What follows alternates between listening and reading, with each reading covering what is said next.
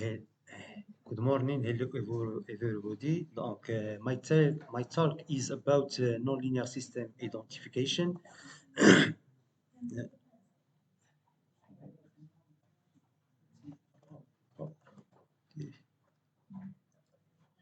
The plan of my presentation, where I will be starting with the introduction.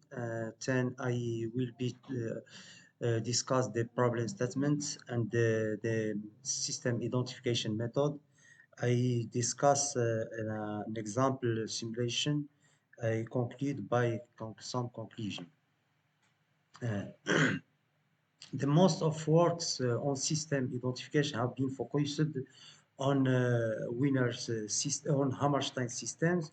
Hammerstein systems is system non-linearity followed by a linear block. Uh, Presently, a winner system is discussed. These systems is composed by a linear block followed by a system nonlinearity. The most of available work can be established using two or more stage. Presently, one stage identification is proposed. This method is based on spectral and Fourier analysis. The aim of this problem is to determine the parameter of linear and then system nonlinearities. The noise is ergodic and zero main sequence. Except of this assumption, the block of nonlinear system are arbitrary. For example, f can be the system nonlinearity can be non-invertible, and the linear block can be of no unknown structure. The internal signal are not accessible to measurements. Then, using Weierstrass theorem, the nonlinearity is supposed to be continuous. Then it can be decomposed using in any interval using a polynomial function. Another problem in this discussed identification problem, any for any non-null constant between the two block of system, we can have the same solution. The key or the question is which particular model which should we focus on. It is just to choose the constant is the modulus of the transfer function of linear block for by taking any frequency omega bar.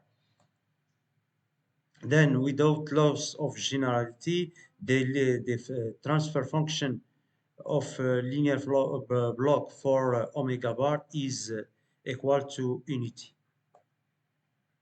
Then, just to show the proposed method, let's use take a linear block. When this linear block is existed by a sine signal, its output is in steady state is also a sine signal with modulus and arguments. If we plot the spectre of a sine signal, we can have just one line in the frequency of the excitation.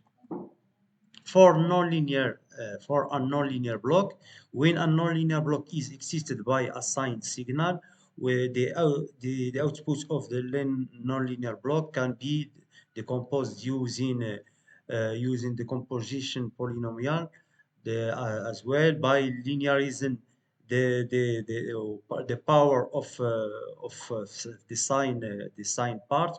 We can have the output can be described or written as follows as the sum of sine signal of frequency k omega.